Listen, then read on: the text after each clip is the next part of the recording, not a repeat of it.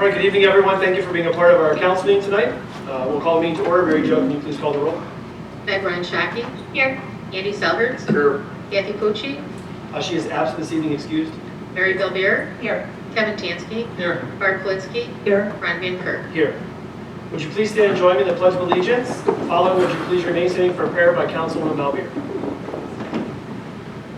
I pledge allegiance to the flag of the United States of America and to the republic for which it stands, one nation, under God, indivisible, with liberty and justice for all. This past week was the 75th anniversary of one of the most important events in American history. We honor our gallant armed forces who charged the beaches at Normandy and eventually conquered the forces of tyranny. I would like to have a moment of silence for all our heroes.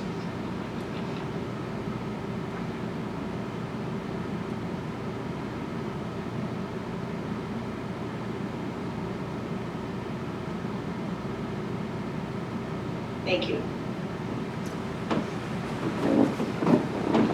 Good evening, everyone. Thank you for being here this evening. We do have a special guest with us this evening. We have our state representative, Bride Rose Sweeney. And so I will turn it over to you if you want to step up to the microphone for any comments you may have. Thank you.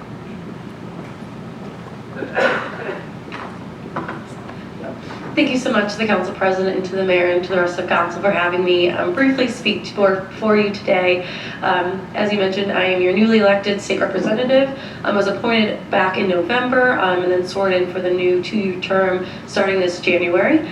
I grew up in the city of Cleveland, but not far from here.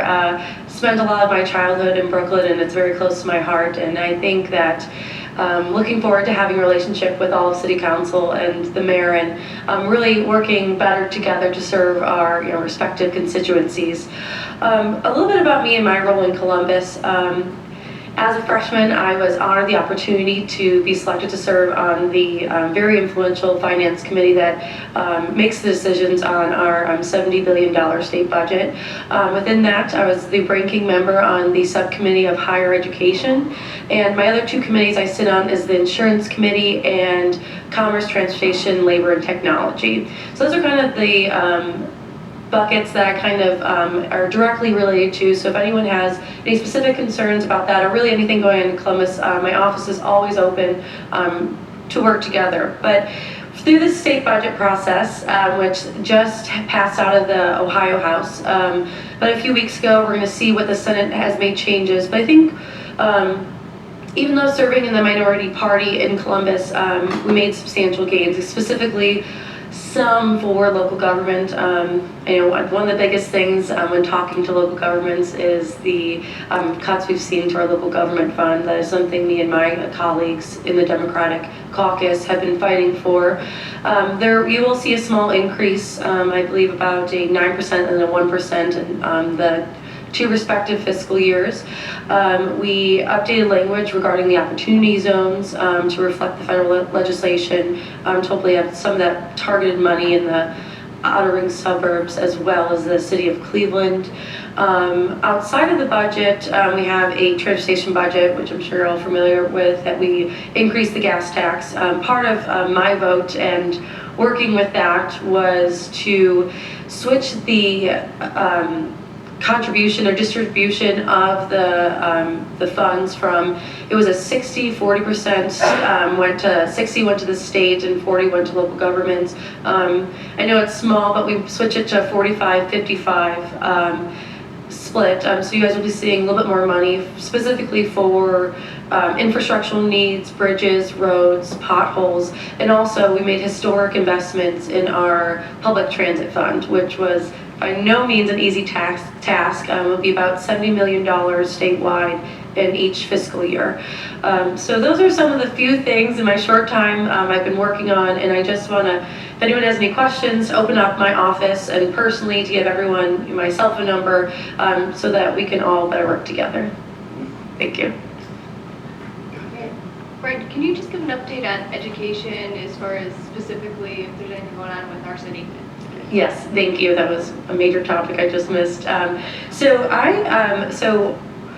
I'm sure you've heard about the Cup-Patterson funding plan. This was something, a bipartisan effort that has been undergone for the past few years, that these two representatives have traveled the state. They have included superintendents, teachers, parents, on finding a new way to fund our schools. As I'm sure most of us know, the Supreme Court deemed our funding formula unconstitutional with its over-reliance on property taxes. And that, unfortunately, the state of Ohio, your quality of education or the amount of education is being dictated by one zip code. And so within this new funding formula, switching from that over-reliance and really looking at an evidence-based model that is more transparent. I think currently 80% of the school districts are not actually on the funding formula, is either being funded through a cap or the guarantee, and that is evidence that not only is it not constitutional, but it is not working.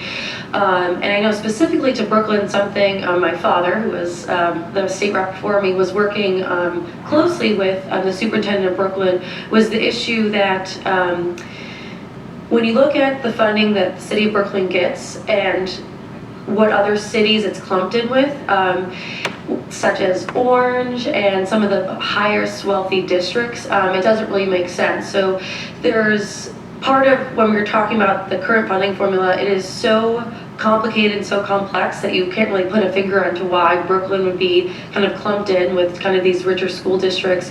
Part of that is probably the good industry and business you have here, but when you're looking at the median income of most residents in Brooklyn, it actually falls below the state level income. So if the current funding formula, the Cup-Patterson, would fix this problem. And so this is something that I was supportive. We were trying to get into the budget, but at the ninth hour, there were still some tweaks, and so it was taken out of the budget, and is planning on to still try to get into the Senate and to kind of work out some of these tweaks. It is very complicated. It's not my wheelhouse, but if anyone has any concerns, I'd be happy to put you in touch with with Representative Cupp or Patterson.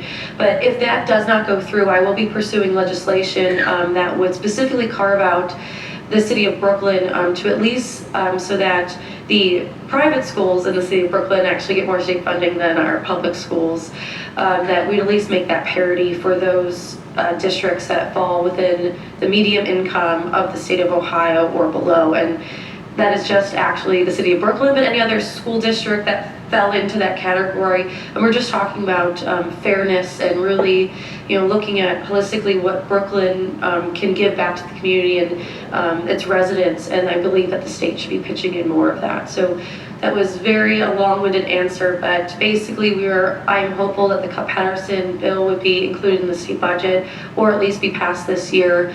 I'm still hopeful. Some of the news reports said, kind of acted like it was dead, but I've been in talks with the Speaker of the House and both of those representatives who are still working very diligently to get that in there, and Brooklyn would probably see more money if that went through. If not, one of my top priorities will be pursuing the specific piece of legislation to give a little bit more. It wouldn't, solve all the, issues we have, but at least, I think, bring us up in a more fair standing. Just one more question in regards to the pipeline. Where is the bill in the pipeline? Like, is it, you said it was going to be included in the budget, it's not now, is it back to a committee, or where is it at? Because things can tend to get lost if they don't get put through. Absolutely. So I do not believe it's a standalone piece of legislation. The intent was always to include it within the budget. So there is another opportunity in the Senate. So I believe that they are trying to push it within the Senate. I will say, As part of the budget. As part of the budget, correct. Your guess is as good as mine whether that's happening, but that is, I believe, the goal at this point. I worked in Columbus in a variety of different, so I am a freshman, but I have 4 years of being a policy advisor within Columbus, that the best way to get any piece of legislation passed is including in the budget. So that is absolutely the most ideal situation. If it is not included, I do believe they will be pursuing standalone legislation. Just the issue with, within the budget, we're still, that funding formula, there's increases within this. So I think it will get a little muddy if we take it out of the budget, but it's still absolutely possible. And I think that, I know your superintendent has been working with that, but I think as members of the council, having your input and your, out there advocating, supporting, writing testimony, I think would go a long way if that is something that you guys do support. Very good, thank you. Absolutely. Thank you, Ms. Sweeney, appreciate it Yes, very much. thank you. Thanks for coming, guys. Nice meeting you. At this time, we'll have the public session. If anyone in the audience is in the safe for the good and welcome to the city of Brooklyn, please step forward, state your name and address, and you'll be recognized. Please remember to keep your comments to 5 minutes or fewer.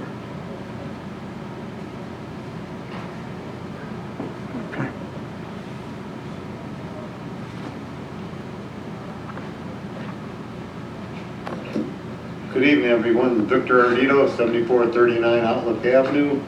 Hello, Representative Sweeney. Something else you might keep in mind, and just go with the ethanol and the fuel. Trying to raise it to 15%.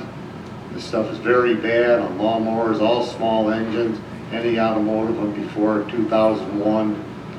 It's, to me and a whole lot of people, corn belongs in the food, not in the gasoline.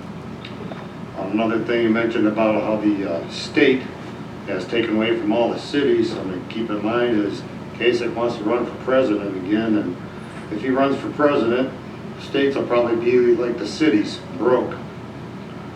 And one more thing I'd like to get about the recycling. We've talked to some people before about this. My trash day is on Monday. I go out and I look at my neighbors and their recycling bin, there's plastic bags hanging out of them. This morning, the one neighbor at a party, there's pizza boxes, the aluminum tins from the party. So are we going to start policing this and giving people tickets or something, or at least warnings for this? I know a lot of stuff's getting polluted. I know they have these cards and they can pass them out to everybody, but a lot of these people are basically, they're not paying attention. So before the city gets a big fine or something, just food for thought. Thank you.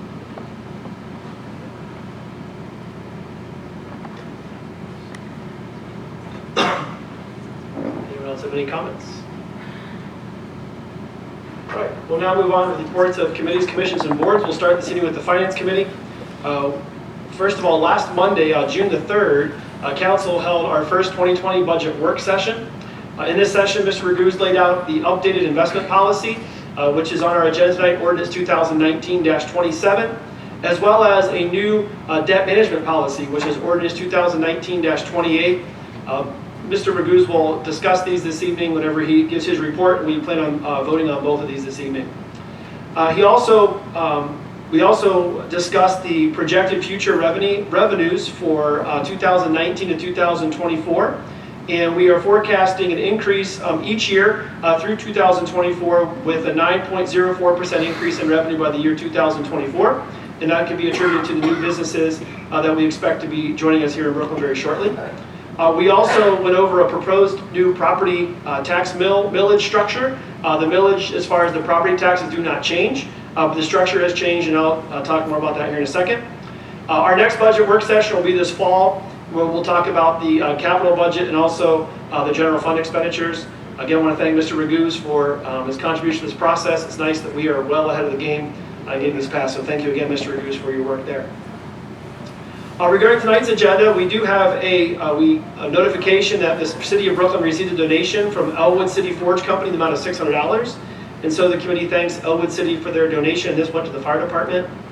And then Resolution 2019-3, this is the tax budget for the fiscal year 2020. And again, the millage distribution has changed a bit. For 2020, if it passes, will be 1.1 mils will go to the general fund, 1.3 mils into the fire pension fund, 1.83 will go in the police pension fund, 1 mil will go into the bond retirement, and 0.67 mils will go into the fund for street lighting. And that's a total of 5.9 mils, and again, that is not a change from the total amount from 2019. Then next, or lastly, is Ordinance 2019-29. And this is an ordinance authorizing the updated capital improvement plan for 2019. As we go through the year, there are additions and things that break that have to be replaced or fixed, or expenses go over what we originally budgeted for. And so we have to pass legislation in order to adjust that capital plan. And the total additions for the 2019 budget total $711,263. Of this, $455,906 comes out of the capital improvement fund. $58,070 comes from grants. $23,000 comes from the street fund. $10,000 comes from the motor vehicle license fund. $40,000 comes from the POPIS fund. $87,139 comes from the Northeast Ohio Regional Sewer District, our community cost share. And then $37,148 comes from NOPEC. And those were to purchase some portable radios for the police department, some bulletproof vests, additions to some of the 4 patrol vehicles that we purchased. We purchased a $102,000 piece of playground equipment. 80% of that was covered by a grant. The other large one that was in there was a wheel loader for the service garage. The one that we currently have is broken, is 20 years old. It would have been on the 2020 budget, and so we just moved it back to 2019.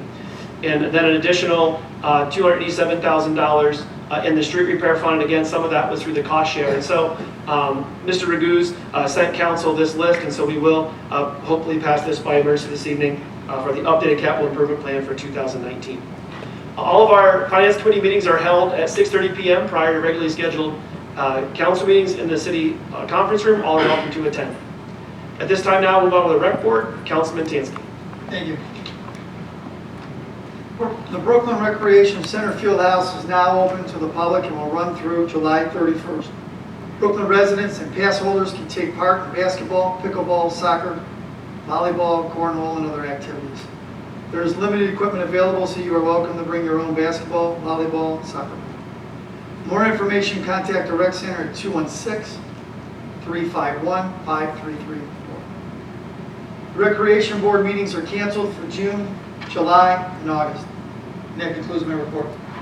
Thank you. Next up is Domestic Abuse Commission. Councilwoman Ryan Sharp. Thank you. I want to thank Chief Milkey for sitting down with me to prepare for our next meeting, which will be held on this Thursday, June 13th at the Fire Station Community Room at 6 o'clock. Hope to see you there. That ends my report. Thank you. Next is legislative update. Councilwoman Belvier. Thank you. We have all been reading and hearing about the news of the tremendous problem that plastic bags are causing, not only in our country, but throughout the world. I read recently that a camera on a robot submersible recorded a plastic bag in the Mariana Trench, the deepest part of the world's ocean, 7 miles under. Cuyahoga Council addressed this plastic bag problem less than 2 weeks ago and passed legislation banning disposable plastic bags for general use by retailers. The legislation bans plastic bags and paper bags that are not 100% recyclable or made from at least 40% of recycled material. There are a number of exceptions, however. There are exemptions for carry-out orders, bags consumers bring with them, or bags for newspapers, dry cleaning, meat, pet waste, and prescriptions. They also added an exemption on bags for hazardous materials, such as certain chemicals bought at home supply stores. So it seems to be primarily aimed at all those plastic bags you get from grocery stores, drug stores, and all kinds of other retailers. Jeff Heinen of Heinen's Grocery Store told council that the ban would certainly harm his business's bottom line and called it very inappropriate a solution for combating plastic pollution.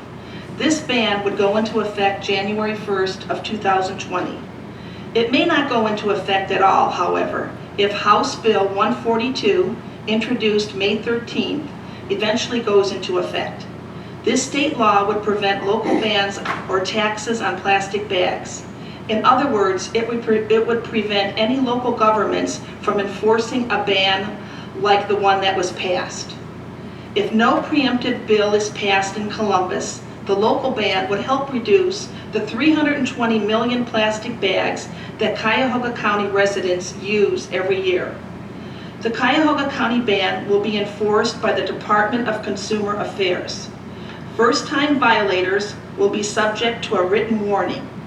Second violations carry a civil fine up to $100, and subsequent violations a fine of up to $500.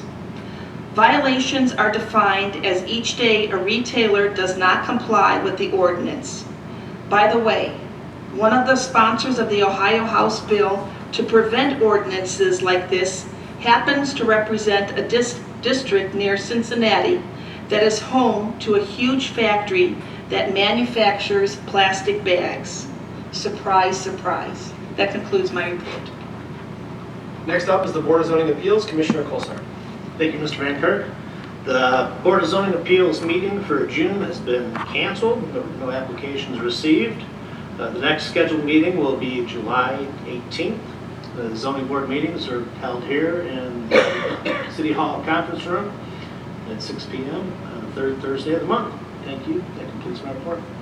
Thank you, Mr. Colsar. The Planning Commission met this last Thursday, June the 6th, to hear the following. A request from EchoSite for final plan approval for a cell tower at 3560 Ridge Road. A request from EchoSite for final plan approval for a new cell tower at 8720 Brook Park Road. A request from Blink Signs for an internally illuminated wall sign for Loving Cup Child Care Center at 4476 Ridge Road. A request from B2B Properties LLC for wall signs for B2B Realty at 4324 Ridge Road.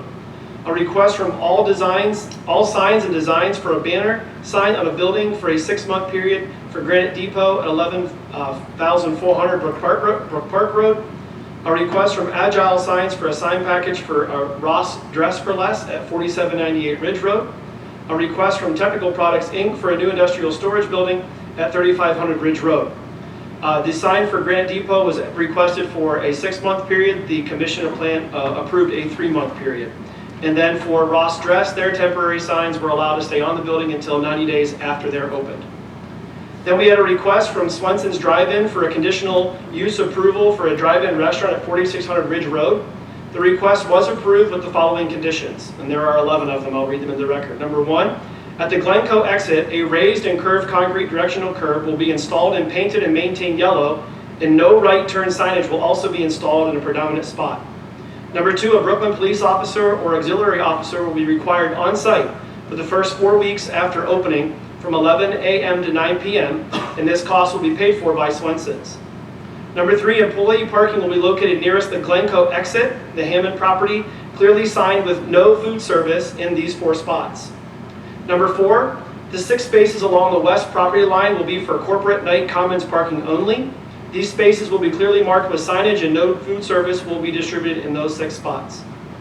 Number 5, to reduce noise and light pollution potential to the neighbors, a mixture of mature plants, shrubs, and trees will be used to screen the west property line.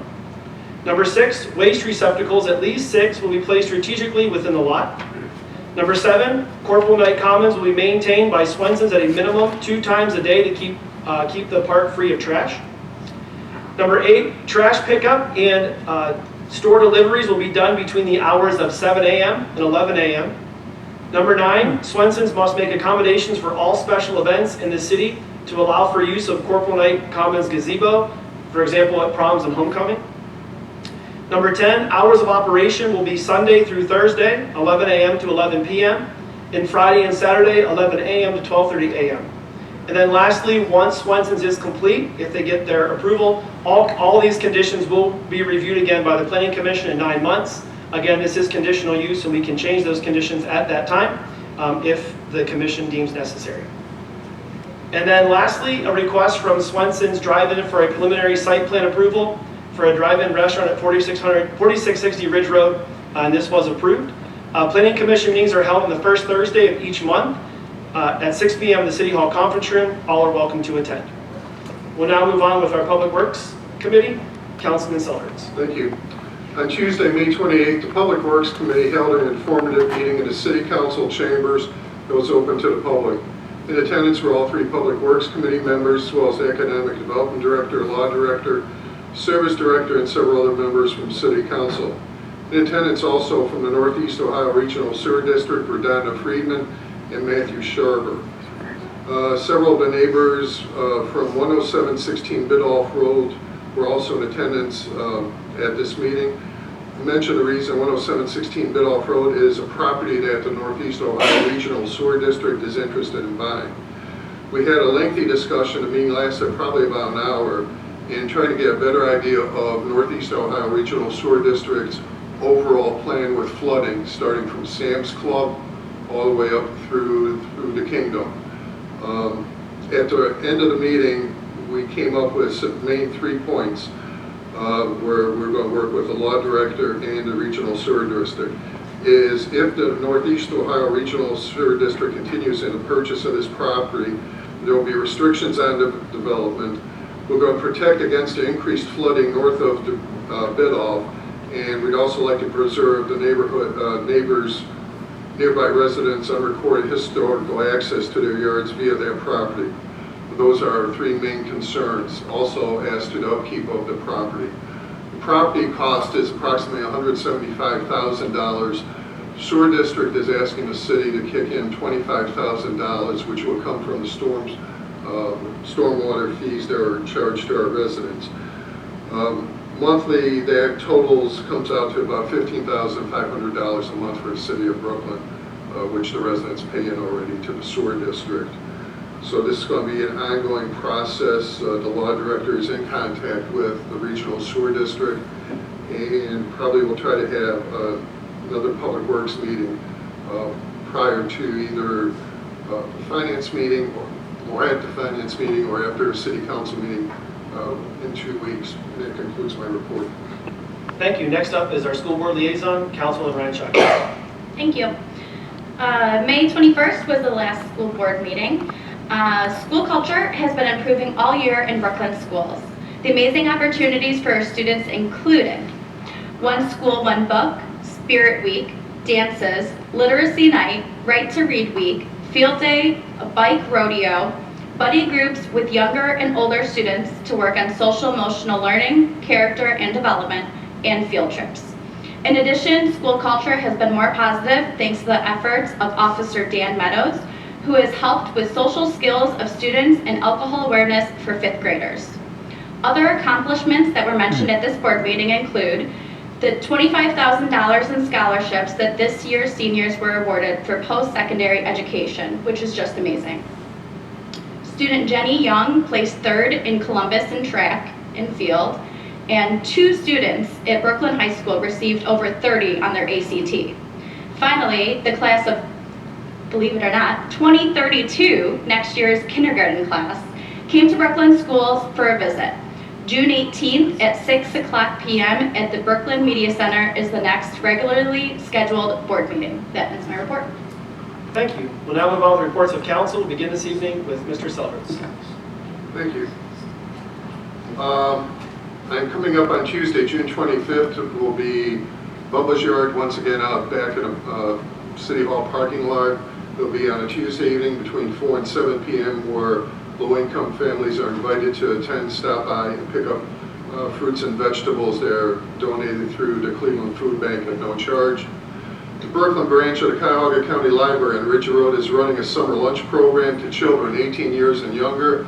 It is Monday through Friday. It started June 3rd and it's going to run through August 9th from 11:45 till 12:30 p.m. They will provide healthy meals, which are also once again provided by the Greater Cleveland Food Bank while supplies last. And congratulations to Danielle Rivera. She was actually named to 13 All-American National Junior College Athletic Association for achievements at Tri-C this year. And she's going to be going to Notre Dame and South Euclid for the next 2 years. That concludes my report. Thank you, Mr. Selhertz. Next up is Mrs. Belvier. Thank you. Well, with summer upon us, there are so many wonderful things and activities to do, actually within our city and other neighboring cities. I've had a wonderful chance to attend some of the farmers markets. Well, one of them is in my neighborhood, my old neighborhood in Tremont, and that's the farmers market that's in Lincoln Park. If anyone ever has a chance to come out there on a Tuesday, it is one of the most marvelous farmers markets you can ever go to. It's not only selling of items, it's like a show. There's always something going on. So if you get a chance. But we also have a very nice one here in our old Brooklyn community here next door to us. The Old Brooklyn Community Development Corps offers free rides to Old Brooklyn Farmers Markets, which is located at the United Methodist Church, which is on the corner of Pearl Road and Memphis Avenue. They provide rides and they stop at Brooklyn Acres, West 63rd and Woburn Avenue, also by Giant Eagle, which is off of Biddulph, everyone should know, and Esterbrook. These are some of the stops where they'll pick you up and let you shop and bring you back every 15 minutes. And the hours for this particular farmer's market on Saturday is from 8 to 1:30, and it goes on through September 7th. If you have any questions, you can call the Senior Citizens Resource Center at 216-749-7336 if you need any kind of transportation. And that concludes my report. Thank you. Next up is Mr. Tansky. Thank you. I'd just like to congratulate the Brooklyn High School class of 2019 who held their commencement on June 2nd. I want to wish all the seniors the best of luck, happiness, continued success in their future endeavors. And that concludes my report. Thank you. Next up is Mrs. Pilsey. Thank you, Mr. Van Kirk. Good evening. My condolences to the family of Helen Wilson, RN. Helen was a longtime resident of Brooklyn, my co-worker and friend. She was the director of the senior program at Deaconess Hospital. Before Deaconess closed, she did blood pressure checks and other health-related services through Deaconess at Brooklyn Senior Center, including a walking program. Many seniors will remember that she continued that walking program even after she retired. Rest in peace, Helen. That ends my report. Thank you. Next up is Mrs. Meg Renshaw. Thank you. June 1st was the 25th annual Big Creek Cleanup. To everyone who came out, from residents to the many Boy Scouts and their families, to my fellow city leaders, to the partners who helped put this event together, thank you. On a similar note, I have started cleanups this summer around Brooklyn to keep the cleaning up of our community going all summer long. The first one was this past Saturday, where we cleaned up around Brooklyn Recreation Center. Our next one will be held on Sunday, June 30th at 9 a.m. We will meet at the Brooklyn Library to clean up the surrounding area. Hope to see you there. In today's edition of 5 Things You Need to Know This Week, sent via the Center for Community Solutions, it stated that social isolation is common among older adults in Cleveland. Additionally, in Cleveland, more than half of the older adults do not feel connected to their communities, and 40% rarely or never participate in community activities. I can't help but think if statistics are similar in our aging community. I was happy to learn recently that the Recreation and Senior Center newsletters will be combined so that more residents will have access to events, programs, and activities that our Senior Center puts on every week. Just last month, we recognized more than 50 volunteers who keep the doors to our center open and running smoothly. I hope that as more residents are informed of the countless activities put on at our Senior Center, that more people get involved, meet their fellow neighbors, and start to feel the connection to this great Brooklyn community. Finally, I want to make a brief statement regarding my vote on the Swenson's issue on tonight's agenda. Knowing this was a controversial issue at the Planning Commission meetings, I have gone over the meeting minutes from the 2 main meetings and listened to the audio of the June 6th meeting to prepare for tonight's vote. I trust the traffic study that was completed by Carpenter Marty Transportation Professionals that shows, after the initial hype of this new restaurant, the proposed Swenson's restaurant will have an insignificant effect on the existing traffic operations in and surrounding the development. I am confident in the conditions put forth by our Planning Commission, including but not limited to the reduced hours Swenson's can operate, the trash and delivery times to accommodate the residents directly next to the property, and the agreement by Swenson's that they will help pick up trash in the nearby park, along with a review of conditions 9 months after opening. I want to thank the residents who attended the meetings and voiced their concerns and opinions, as I always think public involvement should be welcomed. I also thank the Planning Commission for listening and creating the conditions based on the many concerns that were brought to their attention. I've heard from a handful of residents who are excited about the potential for Swenson's to come to Brooklyn, and I'm glad that the commission came up with conditions to make it possible. That ends my report. Thank you. Just a couple of things. I want to thank Representative Sweeney for coming this evening, and my biggest question, I think is the biggest question for many residents, and that has to do with the school funding. We've known for a long time that it's broken. When I met with Dr. Glykoff in regards to the millage increase that went before the residents, that was one of his biggest reasons why they have to do this, because the formula is broken. And this Cupp-Patterson legislation was, I think, the Cleveland.com, I think, put it out a couple of months ago, and it looked good for the city of Brooklyn. And unfortunately, it's now been kicked to the Senate. And so I would encourage residents, to call our Senator Nikki Antonio. Her number is 614-466-5123. And calls do matter. Oftentimes people just don't contact their legislative leaders, especially when it gets beyond the local level. And when you do make phone calls, it does have a difference. And Ms. Winnie hit the nail on the head when she said that Brooklyn is kind of a niche group where we're lumped in with a bunch of higher tax dollar school districts. And she's exactly right. It's because we have very strong businesses here and good businesses here. But our residents obviously are not at the same income level as places like Orange and the Beechwood, places that she mentioned that way. So it would be very nice if this Cut Peterson legislation, it's probably not perfect. I've not read through the entire thing, but the portions that I did read of it look very, very positive for the city of Brooklyn. So I would recommend that residents read through that, look at it, and then contact Ms. Antonio. No piece of legislation is going to be perfect, but I do think this one would help the city of Brooklyn. It's primarily in the schools. And so I would encourage residents to contact her. Again, her number is 614-466-5123. And that's all I have. So, Mayor. Thank you, Council President Van Kirk. I just want to remind everyone that next week we're going to have our community garage sale. If you haven't registered and you want to host a garage sale, you still have time. As well as we'll be releasing a list of everybody who is participating in the garage sale. If you are a garage sale hunter, it's a great time. It's a very popular event. I'm glad residents have taken advantage of it. Also, that same weekend, on Saturday, June 22nd, Habitat for Humanity will have a dedication ceremony of the house that we donated that was foreclosed upon at 6807 Ira. This sponsorship through Habitat for Humanity was paid for by Medical Mutual. So they have renovated the entire house, and they will be handing it over for a mortgage to a new homeowner of Brooklyn, so we're excited about that.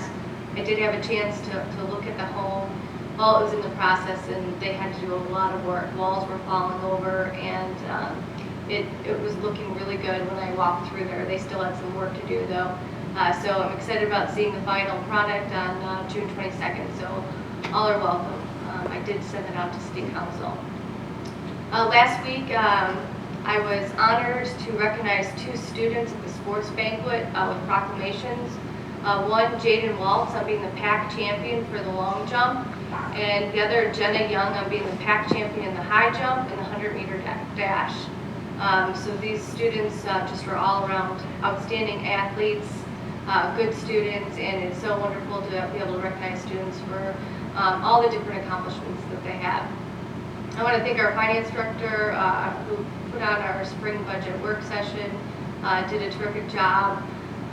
Very smooth meeting, and thank you for your hard work. Also, thanks to the service director for getting out information to all the residents on street construction this past week. Just to remind everybody, Ansonia, West Biddulph, and Hurricane Alley are the first 400 feet are under construction as we speak. This hopes to be a 90-day period depending on the weather. The one big impact to residents overall in Brooklyn, if you're a frequent library goer, Ridge Road off of Hurricane Alley will be closed. You'll have to enter the library coming off of the Rodone entrance for those 90 days. And hopefully it's not like today and raining and the weather holds up and we can get this construction done as soon as possible. So that concludes my report. Thank you, Mayor. We'll now move on to director's reports. We have just one this evening, and that's Finance Director, Mr. Rubes. Good evening, City Council. Just 3 items from me tonight. The first 2 will touch on Mr. Van Kirk's prior report.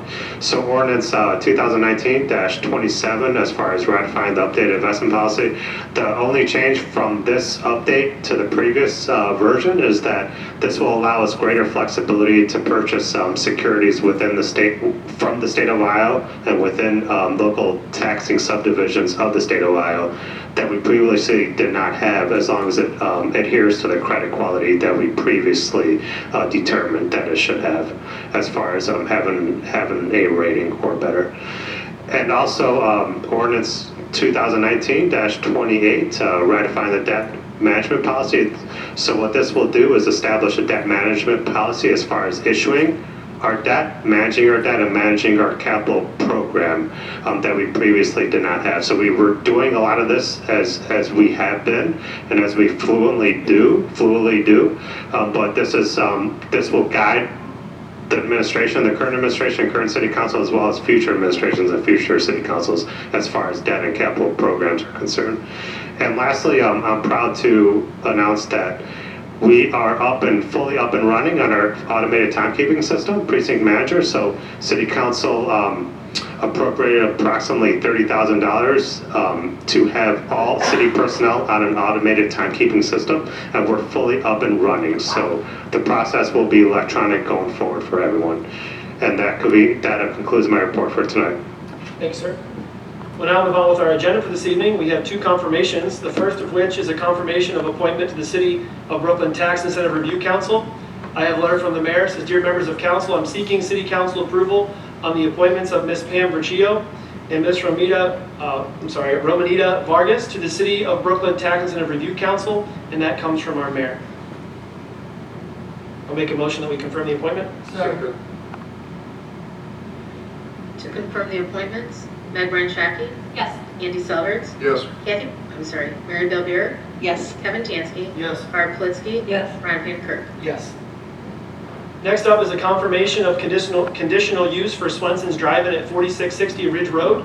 And I read all of the conditions for this use in my planning commission report. Any comments or questions? Just one question. The conditions, Ron, the conditions reviewed by the planning commission in 9 months, those conditions that are on there currently that you went over, are those the 9? Can anything else be brought up if it gets out of control on Ridge Road? After 9 months? Correct. Yeah, absolutely. That's why we'll review it after 9 months. So other than these 11 points or 10 points you get on here, other conditions can be brought up? Yes, that's the purpose. Yeah, again, that's the These purpose. neighbors in that area have issues. Right. And that was the agreement when we came forward. If we think we hit everything, that's the best of our ability, but if something else were to come up, that's why we had the review in 9 months. Okay. Anyone else have any comments or questions? All right, I'll make a motion that we confirm. Second. To approve the conditional use, Meg Ryan Shaki, Yes. Andy Selhertz, Yes. Mary Bellbeer, No, may I be recognized? Yes, once the vote finishes, they'll say. Okay. Kevin Tansky, Yes. Barb Politzky, Yes. Ron Van Kirk. Yes. Go ahead, Mrs. Belder. If I didn't say anything, I think I would feel really, really bad. But from the bottom of my heart, I'm so sorry that Swenson's, and I'm a foodie. Everyone knows that. I'm a foodie person. I love restaurants and everything else, and even if they're fast, I love to see a new business come in. But traveling Ridge Road to me is the biggest quagmire I've ever been to. It's almost like driving in San Francisco on a highway there to me. The traffic is back to back, bumper to bumper. To me, the best time to travel Ridge Road is 7 o'clock in the morning on the way to St. Charles for 8 o'clock mass. That's the best time I can say. The traffic that draws from Ridge Road past Bidoff is horrendous. The factories, I don't know what the answer is. There is no answer as of now. But I see that if I didn't say anything to tell you how I feel about it, I don't think I'd been a good council person to say. But having a Swenson there, I'm even thinking when kids are crossing those crosswalks there, that came to mind. It's even difficult, certain times you can turn right on red. I don't even want to turn right on red at certain times. I just wait at the light. It can be very, very confusing, especially with elderly people. And I don't think it's a good move for the city. That's just my opinion, and if I didn't say it, I'd feel bad. So that's all I have to say. I just got one thing about that traffic, and I've said it from the beginning, and I've talked to Chief Melky about it. Till we get those lights synchronized from Bidoff all the way into Parma, this will continue. Those lights are turning red underneath that bridge while the other ones are green. I see it go on every day. Those timers underneath that bridge, something's got to be done with it. And I've talked to the mayor about it. I know I believe, Mayor, that all those signals was into the millions to fix. I don't know, maybe you can go over that. I don't know if you know much about it.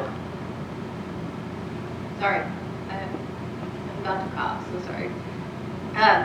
So the issue with zigging up lights on Ridge Road is just, it's so many entities that we have to get involved in order for it to be successful, including Cleveland on the one side of Ridge Road, as well as Parma after Brook Park Road, which really log jams it right in that area.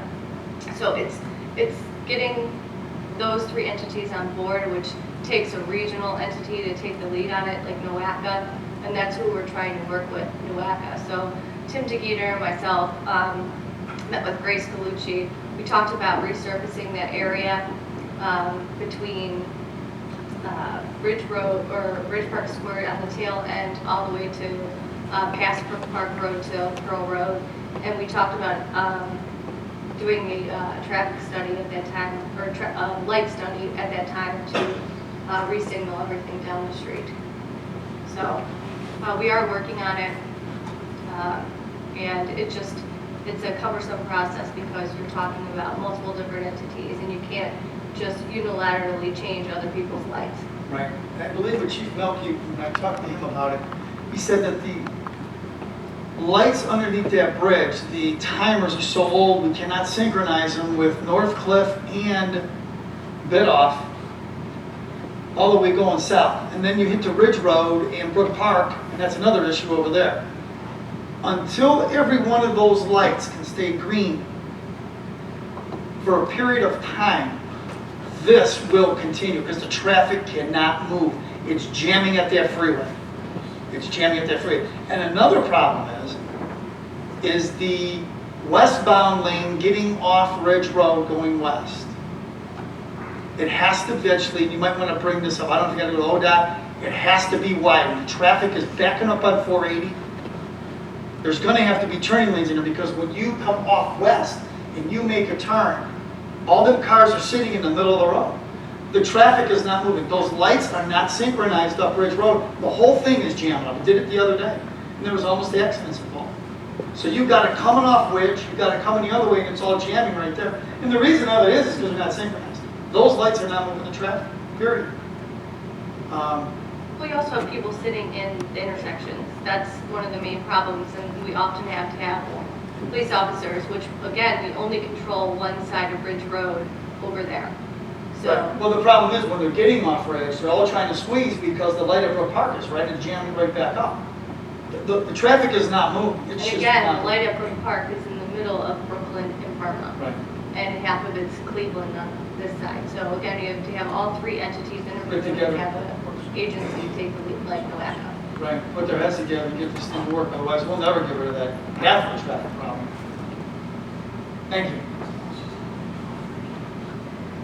Okay, that's for the confirmations. Next is notification. We have a letter here from our fire chief. Says the fire department has received a donation from Elwood City Forge Company, an affiliate of Elwood, Ohio Machine on Brook Park Road, in the amount of $600.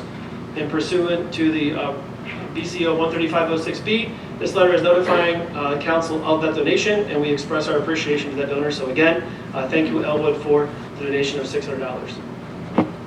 Under legislation this evening, the first item is ordinance 2019-24, amending new chapter 937, use of public ways for small cell wireless facilities and wireless support structures of the Streets, Utilities, and Public Services Code of the codified ordinances of the city of Brooklyn. Does anyone have any comments or questions regarding this legislation? All right, I'll make a motion that we adopt. Second.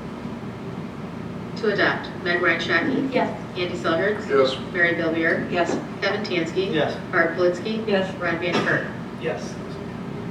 Under new business this evening, the first thing is resolution 2019-3. This is adopting the tax budget for fiscal year 2020. This is the 5.9 millage breakdown that I discussed during the Finance Committee meeting earlier, or the Finance Committee report earlier, and this is on first reading.